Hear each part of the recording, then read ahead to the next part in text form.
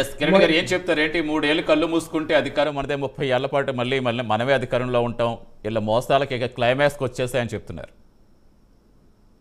అందరికీ నమస్కారం అండి. నమస్తే, చెప్పండి. సార్, వెంకీ సినిమాలో డైలాగ్ ఉంటుంది సార్. ఉమ్, ఒక జ్యోతిష్యుడి దగ్గరికి హీరో వెళ్ళినప్పుడు, స్వామి నా దరిద్రం ఎప్పుడు పోయిద్ది అంటే, 5 ఏళ్ల వరకు నీకు ఇది తప్పదు అంటాడు. పోనీ 5 ఏళ్ల తర్వాత పోనీ దరిద్రం పోయిద్దా అంటే, 5 ఏళ్ల తర్వాత నీకు అలవాటు అయిపోయిద్ది అంటాడు. ఉమ్, అలాగే ఉంది జగన్మోహన్ రెడ్డి గారు చెప్పే మాటలు. అంటే ఎలక్షన్ అయిపోయిన దగ్గర నుంచి 2 ఏళ్ళు కళ్ళు మూసుకుంటే మనకు అధికారం వస్తుంది. ఎలక్షన్ అయ్యి 8 నెలలు 9 నెలలు అవుతుంది. ఇప్పుడు 3 ఏళ్ళు కళ్ళు మూసుకుంటే అయిపోతుంది. రేపొద్దున ఎలక్షన్ వస్తుంది, మళ్ళీ మళ్ళీ కూటమి ప్రభుత్వం అధికారంలోకి వస్తుంది. అప్పుడు మళ్ళీ సేమ్ ఈ 5 సంవత్సరాలు ఏవైతే మాటలు చెప్పి కార్యకర్తల్ని నాయకుల్ని మభ్యపెట్టి ఆయన పార్టీలోంచి బయట పార్టీల్లోకి వెళ్లకుండా ఆపుతా ఉన్నారో, మభ్యపెట్టి అదే విధంగా అలవాటు అయిపోతుంది. జగన్మోహన్ రెడ్డి గారికి అలవాటు అయిపోతుంది, కార్యకర్తలకి అలవాటు అయిపోతుంది. ఉమ్, జగన్మోహన్ రెడ్డి గారు 5 సంవత్సరాలు కార్యకర్తలు ఎందుకు పట్టించుకోలేదు సార్ అంటే, కరోనా వల్ల పట్టించుకోలేదంట. ఉమ్, కరోనాకి కార్యకర్తలను పట్టించుకోకపోవడానికి సంబంధం ఏముందండి? ఇప్పుడు కార్యకర్తలు సపరేట్ వింగు, కార్యకర్తలు పార్టీ కోసం పనిచేశారు. ఉమ్, నాయకులు ఎమ్మెల్యేలు ప్రజాపక్షంలో ప్రజల తరపున ప్రజల దగ్గరకి వెళ్ళి గెలుచుకుని వచ్చారు. 5 సంవత్సరాల్లో ఒక్కళ్ళని కూడా కలిసిన పాపని పోలేదు కదా జగన్మోహన్ రెడ్డి గారు. కరోనా అడ్డం వచ్చిందా? 5 సంవత్సరాలు కరోనా అడ్డం వచ్చిందా? ఉమ్, లేకపోతే సామంతరాజులకు అప్పచెప్పేసి ఎవరైతే సుబ్బారెడ్డి గారు లేకపోతే విజయసాయి రెడ్డి గారు, ఇలా సామంతరాజులు ఉన్నారు కదా, ఒక 4-5 వాళ్ళకి అప్పచెప్పేసి ఈయన ఎవరికి అపాయింట్మెంట్ కూడా ఇవ్వని పరిస్థితి. పోనీ ఈ రోజు ఓడిపోయిన తర్వాత అయినా కార్యకర్తలను కలుస్తా ఉన్నారా, లేకపోతే ప్రజల్లోకి వస్తా ఉన్నారా అంటే, ఆయన పిలుపునిస్తారు. ఉమ్, జగన్మోహన్ రెడ్డి గారు పిలుపునిస్తారు, కానీ ఆయన పాల్గొనరు. ఏ ధర్నాలో కూడా పాల్గొనరు. విపరీతమైన జనం వచ్చేసారని చెప్తారు, కానీ జనం ఉండరు. జెండాలు ఉంటాయి, ఒక 100 మంది 200 మంది కార్యకర్తలు వస్తూ ఉంటారు. దాన్నే వెళ్ళు స్పెషల్ ఎఫెక్ట్స్ ద్వారా లేకపోతే కెమెరా టెక్నిక్స్ ద్వారా విపరీతమైన కార్యకర్తలు వచ్చేసారని చెప్పి ప్రచారం చేసుకుంటూ ఉంటారు. ఉమ్, మేము ఎప్పటి నుంచో చెప్తా ఉన్నాం, జగన్మోహన్ రెడ్డి గారి వైఖరి మారకపోతే వాళ్ళ పార్టీ మూసేసే పరిస్థితి వస్తుంది.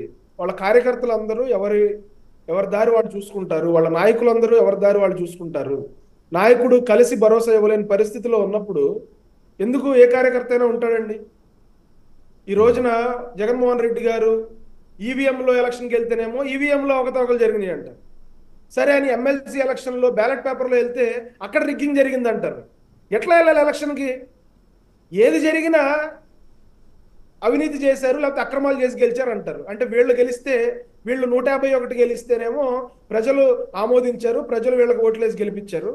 అదే ప్రజలు వీళ్ళని తిరస్కరించి కూటమి ప్రభుత్వానికి 124 సీట్లు ఇస్తే మాత్రం ఈవీఎంలు తేడా చేశాయి, లేకపోతే రిగ్గింగ్ చేసుకున్నారు, అవినీతి అక్రమాలు చేసి మేము గెలిచామంటారు. ఉమ్, అది ఎంతవరకు కరెక్టో జగన్మోహన్ రెడ్డి గారు ఆలోచించుకోవాలి. ఈ రోజున కార్యకర్తలు నాయకులు బయటికి వెళ్ళిపోతున్న పరిస్థితుల్లో వాళ్ళని మోటివేట్ చేయడం కోసం జగన్మోహన్ రెడ్డి గారు ఇదిగో రేపు ఎలక్షన్ వచ్చేస్తుంది, జమిలి వచ్చేస్తుంది, ఎల్లుండి ఎలక్షన్ వచ్చేస్తుంది అంటా ఉన్నారు తప్ప, జగన్మోహన్ రెడ్డి గారి మాటలు నమ్మే పరిస్థితుల్లో వాళ్ళ కార్యకర్తలు ఎవరూ లేరు. ఉమ్. జగన్మోహన్ రెడ్డి గారు ఆయన పందా మార్చుకోకపోతే ఎవరు కూడా వాళ్ళ పార్టీలో ఉండే పరిస్థితి లేదు. రైట్, ఖచ్చితంగా. అంటే కిరణ్ గారు, ఓకే, వాళ్ళకి ఏదో హితబద్ధ చేసుకున్నారనుకుందాం, చేశారనుకుందాం. అప్పుడు బూతులు తిట్టిన వారంతా ఇప్పుడు ఓచర్ లెక్క పెడుతున్న పరిస్థితి. అయినప్పటికీ నిన్న మనం చూసాం, రోజా గారు కావచ్చు, శ్యామల గారు కావచ్చు, మీకు చేత కాకపోతే వెంటనే దిగిపోండి, ఆ హామీలు ఎలా అమలు చేయాలో మా నాయకులు జగన్ గారికి అప్పచెప్పండి, ఆయన చేసి చూపిస్తారు. అంటే ఈ స్థాయిలో ఇంకా అంటే వాళ్ళు ఇక బయటకు వచ్చి మాట్లాడడానికి కూడా వాళ్ళు జంకుతున్నారు. అప్పుడు ఎవరైతే రకరకాలుగా మాట్లాడారో ఆ నేతలంతా అన్నవాళ్ళు మళ్ళీ వచ్చి మాట్లాడుతున్నారంటే వాళ్ళు ఏ తప్పు చేయలేదనుకోవాలా? అసలు ఏం జరుగుతుంది అనుకోవాలి రాష్ట్రంలో? సార్, జగన్మోహన్ రెడ్డి గారు 100% హామీలు అమలు చేశారా?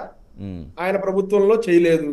ఇప్పుడు మళ్ళీ మేమై గుర్తు చేసాం అనుకోండి, ఉమ్, ఆ ప్రభుత్వంలో అయిపోయింది కదా, మళ్ళీ మీరు ఎందుకు గుర్తు చేస్తారని మీరే అంటారు. మళ్ళీ ప్రజలు మర్చిపోయారు అప్పుడే జగన్మోహన్ రెడ్డి గారు ఏమేమి హామీలు ఇచ్చారు, ఏమేమి చేయలేకపోయారు.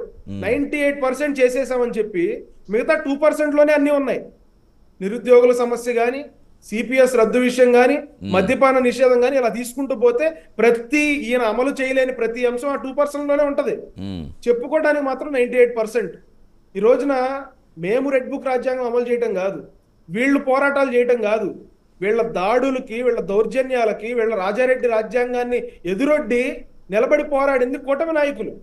ఆ రోజున మేము ఎక్కడ భయపడలా. వీళ్ళు కేసులు పెట్టినా, మా మీద దాడులు చేసినా, పోలీసులను అడ్డం పెట్టుకుని మమ్మల్ని ఎక్కడికక్కడ నిర్బంధించినా, ఒక చిన్న ధర్నా చేస్తామంటే మమ్మల్ని ఎక్కడికక్కడ నోటీసులు చాపేసినా, మా మీద అక్రమ కేసులు పెట్టినా, వీళ్ళ పత్రికల్లో, వీళ్ళ ఛానల్లో అక్రమ కథనాలు, ఇష్టం వచ్చినట్టు పేట్రేకి పోయి కథనాలు రాసినా కూడా ఆ రోజున పోరాడింది మేము.